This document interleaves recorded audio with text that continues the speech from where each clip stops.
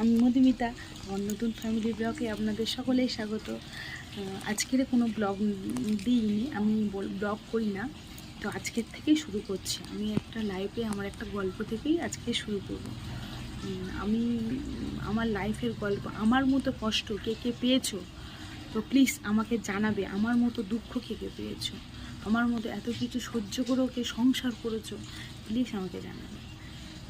একদিন আমি পার্লারে কাজ শিখতাম। আমার বাবা বলেছে একটা দেখাশুনো এসছে, তুই আয়, দেখাশুনো এসছে, তুই আয়। তো আমি এলাম, বাড়িতে এলাম। আসার পরে হাজব্যান্ড দেখলো, দেখে পছন্দ হয়ে বিয়ের দিন ফাইনাল হলো।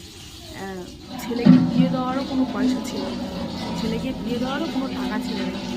আমার বাবা খরচা করে বিয়ে দিয়ে বাড়ি পাঠিয়েছে। তো ঠিক আছে, বাড়ি পাঠিয়েছে। ওখান থেকে বলে এলো কি আমার মেয়ের মতো করে রাখবো, আমার মেয়ে নেই, আমার মেয়ের মতো করে রাখবো। তো ভালো, মেয়ের মতো করে রাখবো। আমি এসেছি, আমি বেশ আনন্দই হয়েছি যে আমার শাশুড়ি আমার মেয়ের মতো করে রাখবে, কিন্তু সেটা তো আমার কপালে হলো না। আমি এলাম, আসার পরে 2-3 দিন তো জানার অনুষ্ঠান থাকে, ভালোই গেল। 2-3 দিন 4 দিন পরে ভোরবেলা থেকে ঝগড়া গালাগালি শুরু করে দিল। ভোরের বেলা উঠবে, উঠে গালাগালি করবে, ভোরবেলা উঠবে, গালাগালি করবে। না কেন, আমি সকাল 5টায় উঠি না, আমি একটু দেরি 6:30টায় উঠি, তাই ওনার রাগ ওখানে। কিন্তু দেখো, নতুন বিয়ে হয়েছে, সবাই বুঝতে পারছো, সবার সংসার আছে, সবাই জানো।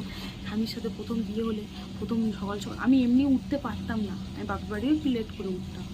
তো সে ঠিক আছে, এবারে আস্তে আস্তে তো অভ্যাস হয়। মানুষ তো একটা জায়গা থেকে একটা এসে একটা জিনিসকে অ্যাডজাস্ট করতে তো সময় লাগে না বলুন।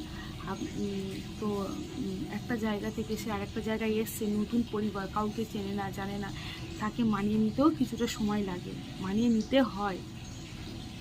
তো আমি এলাম, আসার পরে নানান রকমের অশান্তি শুরু হওয়ার পরে আমার হাজব্যান্ড যে নানান রকমের কথা বলতো আমার নামে, মিথ্যে কথা বলে সংসারে অশান্তি বাড়িয়ে দিত।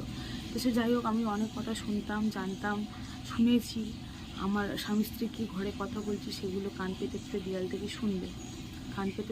থেকে শুনে সেইগুলো নিয়ে বাড়ির প্রত্যেকের কাছে বলবে।